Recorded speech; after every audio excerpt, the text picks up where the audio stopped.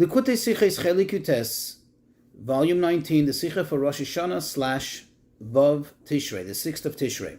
This Sicha will explain the story which we read in the Haftorah of the first day of Rosh Hashanah about Chana, the prophetess Chana, and the birth of her son, the prophet Shmuel. Incidentally, the name Chana is very much connected to the 6th of Tishrei, which marks the Yortzeit, the anniversary of passing of the Rebbe's mother, whose name was Chana. In this Sicha will be explained a very fundamental question in Judaism. You know, prayer is a very spiritual thing. Yet, we always find in our prayers, and especially when it comes to the holy days of Rosh Hashanah Yom Kippur, that we continuously we keep on asking over and over again for our material needs. And how is that? How is this considered to be something spiritual? Just briefly to go over the story, which we read in the Haftorah. The story is about Chana, who was married to one of the Jewish leaders at the time, and she was childless. And the story is when she comes to the Mishkan, at the time, the Holy Temple, and she prays. And she's praying for her son. And she's very deep in prayer. And the way it appeared, she seemed to be talking to herself. She was standing there whispering something, talking to herself. Eli, who was the Kohen Gadol, the high priest, he observed this, and it didn't seem right to him. After inquiring in the Urim V'Tumim, in the breastplate, the letters which spell out Kshera, which means she is good, she's okay, she's fine, she's good, she's fit, they appeared. But he mistook it to read Shikoira, as if she's intoxicated, she's drunk, there's something wrong with her behavior. And he actually confronted her. And he says to her, what is this? What is this drunken behavior here in such a holy place, standing before God? And she said to him, no, my master. In fact, I am childless, and I am pouring out my heart before Hashem, and I am praying to him. And finally he was convinced that indeed she was kshera, she was kosher, she was fit, she was good. And in fact, not only did he seize the confrontation, but moreover, he gave her a blessing. And indeed, the blessing was fulfilled, and she had Shmuel Hanavi was born on Rosh Hashanah. Interesting, that is one of the primary reasons why we read it on Rosh Hashanah. So let's get into the Sicha. The Rebbe says on the first day of Rosh Hashanah, it relates, the Haftorah relates the story with Chana, that she didn't have children, and through her prayer in the Mishkan, in the Holy Temple, she was finally remembered with a son who later became the prophet Shmuel Hanavi. Now, generally the purpose of reading a Haftorah is similar to the purpose of reading the Torah, as we read the Torah in public on Shabbos and on special occasions such as the festivals. What is the idea behind it? That a Jew should derive lessons in his service to Hashem, either through the reading of the Shabbos or the given festival and so on. So obviously same is here, that the reason why we read this story, this particular story, on the first day of Rosh Hashanah, namely that Chana was remembered and she was given a child on Rosh Hashanah. True that is the obvious reason, but there has to be something on a deeper level. There has to be also a lesson. There has to be a particular directive which connects specifically to Rosh Hashanah, not just that, happenstance that, this happened to have coincided with the day of Rosh Hashanah. In other words, there has to be a significance here, a learning moment here, and that is the reason why we're reading it in Rosh Hashanah. Now, if we look if we want to get into the Haftorah, we get the general idea that most of the discussion, most of the topic is surrounding the idea of prayer, right? Chana prays, and they have a discussion about the prayer. It's about prayer. And it makes sense that perhaps this is where we should put our focus. In other words, this is where the lesson, the Rosh Hashanah lesson, the Rosh Hashanah directive that applies to every Jew could be found. So in order to understand it, let's take a closer look, analyze a little bit what took place here, what went down. Chana's praying quietly, as if she's talking to herself, murmuring. Eli approaches her. Eli, the high priest, approaches her, and he says to her, Ad mosai tishtakari. How long, woman, are you going to act so intoxicated? Are you going to act like a drunkenness? And she answers to him, No, my master, not at all. I am childless. Ve'eshboich es nafshi la'Hashem. And I'm pouring out my soul to God. Now here's a question. Number one, how is it possible? How is it befitting such a holy, great man to make such an extreme mistake, such a drastic, miscalculation of the whole situation? I mean, he got the whole thing wrong, so it seems, and even by his own admission. Number two, why would the Torah relate this to us? In other words, we know in general the Torah shies away from speaking negatively about anyone or anything, even an animal. Why would the Torah portray him in such a negative light that he made such a colossal mistake? Number three, practically speaking, if he thought that she was in the wrong, the way she was talking, the way she was praying, what she was doing, he should have stopped her right there and sent her out. But he didn't. He waited until she finished her prayer, and then he confronted her and had a discussion with her. So from all this, it's clear and it's obvious that Eli didn't have a problem with her that she was praying. He didn't have a problem with her that she was praying quietly. The problem that he had is when he observed her, as the verse tells us, Hir b'sal hispal, that she kept on praying. She prayed so much. And the other key point here is the response of Chana. That the reason why she prayed so much, the reason why she was praying so adamantly, so deeply, so strongly, was because of pouring out her soul to Hashem. And this is the connection to Rosh Hashanah. Her story, the story of Chana, and the answer and the explanation, this sheds light on the prayers of Rosh Hashanah. You see, because in Rosh Hashanah we find two things which seem to be two paradoxical themes in the prayers of Rosh Hashanah. You see, on the one hand, it's the day of judgment. This is when God judges and decides all our needs, all our basic material life needs for the entire year. And that's why we ask, give us life, give us health, give us this, give us that, give us the parnasa, livelihood, and so on and so forth. But on the other hand, what is really one of the main themes, or perhaps the most important theme, in the prayers of Rosh Hashanah? That's where we ask Hashem, we say, Meloich al kol ha'olam kulei. Please, choose to please be king over the entire world, you and only you. In other words, we're asking Hashem to be king. Now, if so, the question is, how could one start asking, how could one be busy asking for their own material needs, for their own wants even, at a time when we're asking Hashem to be a king? When you ask Hashem to be a king, it means you're saying, you be the king, and we will be totally subservient to you. We're going to be your people. But your people means that we're not going to have our own arrogant needs, but rather we're going to be totally subservient to you, as if we don't exist.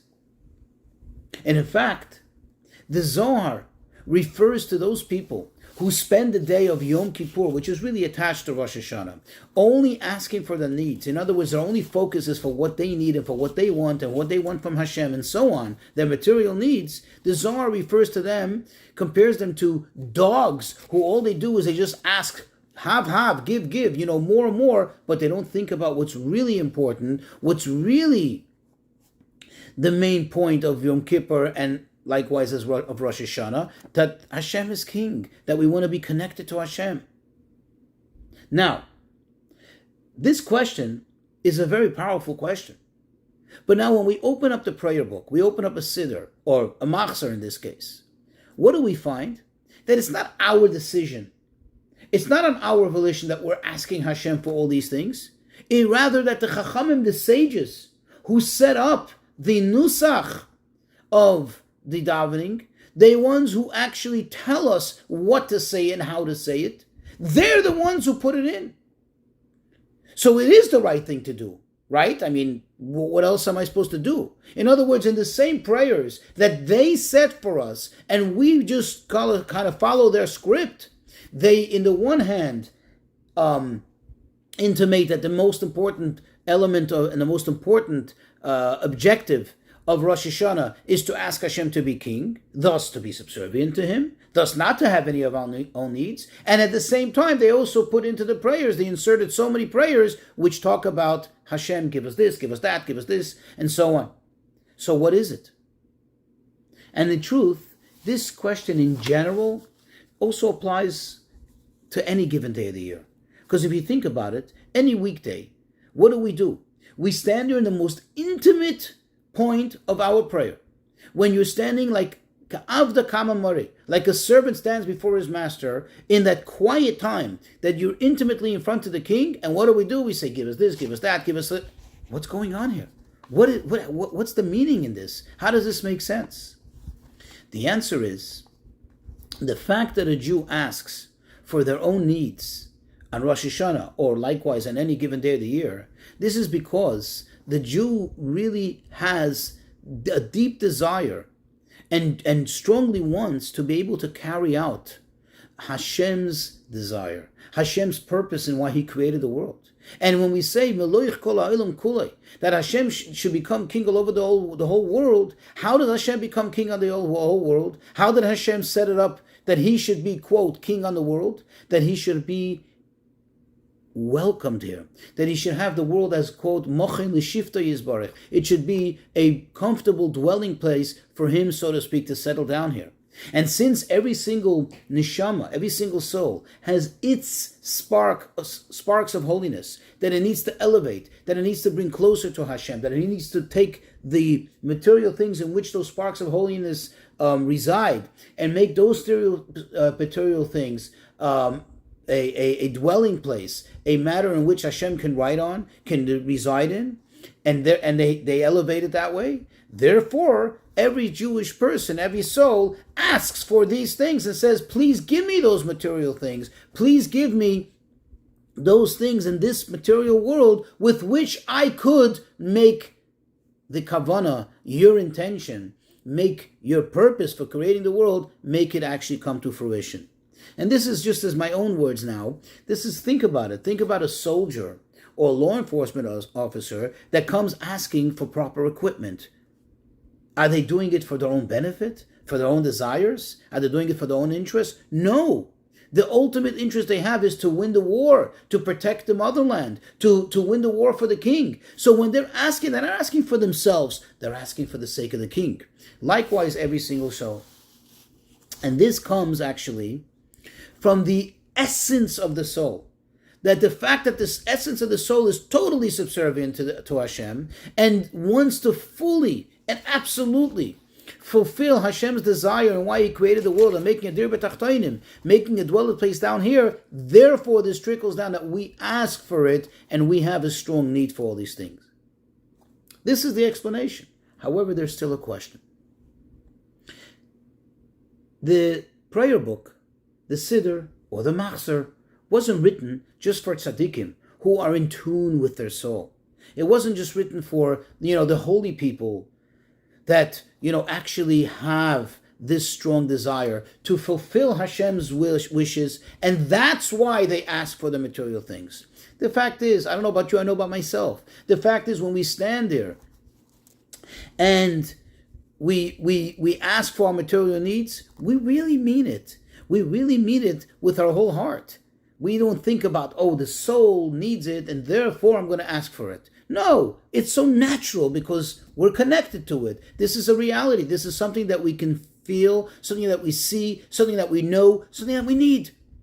So how, still the question remains, how could they have placed it into the Siddur for each and every one of us to ask for our needs? In other words, it would have been easier how they said, listen, on Rosh Hashanah, you don't think about yourself. You only think about God. You ask God to be king, and you continuously talk about that, beat that drum of Hashem being king, only Hashem, nothing else but Hashem. How do they expect us to, on the one hand, think of Hashem and think about Hashem being king, about this lofty idea of Meloich Ha'olam Kulu B'Chavodecha, and yet at the same time, we're asking for our own needs. To understand this, there is an insight from the Baal Shem Tov on a verse that describes certain situations where people are in the desert. We actually read this chapter in the Psalms, chapter 107. We read it every Friday afternoon before Shabbat, as we conclude the week. And the verse says, Re'evim gam tzemeim nafsham bahem tesatov, that they're hungry and thirsty. As they're in the desert, they're hungry and thirsty. Their soul, their spirit gets like swallowed in, fails within them. And it's describing a situation in which they're starving and everything, and Hashem helps them. Hashem saves them from that situation. So the Baal Shem Tov gives us a deeper insight into this verse, and he explains it as follows. Re'evim gam sameim, that when a Jew is hungry or thirsty, in other words, when a Jew has a desire for a material thing, whether it be food or whatever it may be, this is because nafsham bohem tisatov, the soul that's enveloped within them, the soul is crying out. The soul has a strong desire for it. The soul is yearning for it and asking for it. True, the person doesn't really feel that. The person is feeling literal, down-to-earth hunger or thirst or temptation. But deep, deep down, it's the soul that's actually triggering it at a very, very deep level. In other words, the soul senses an opportunity here to elevate the sparks of holiness, and that the soul sells the signals which later become translated to the person as just a material want, a physical need. Likewise over here, the hunger that we have, that desire that we have for all these material things which we ask for on Rosh Hashanah is really triggered that because deep within us there's a deep desire that Hashem be truly king over the whole world, and that the world be a dira b'tachtonim, it be a dwelling place down here for His holiness, for His greatness. The fact that we see that when Jews are in shul on Rosh Hashanah, you don't see the same passion and the same excitement when Jews scream out, please Hashem be king over the whole world, like the excitement and passion when we're reading the Nesana Toikif and we say, Mi Yichya or Mi Yamus, who's going to live and who's going to die, who's going to live a tranquil life, who's going to be not tranquil, who's by hunger, who's by sword. There, everybody wakes up and everybody's excited and everybody is so into it. The reason for that is, and it doesn't negate what we said, is still it comes from the soul.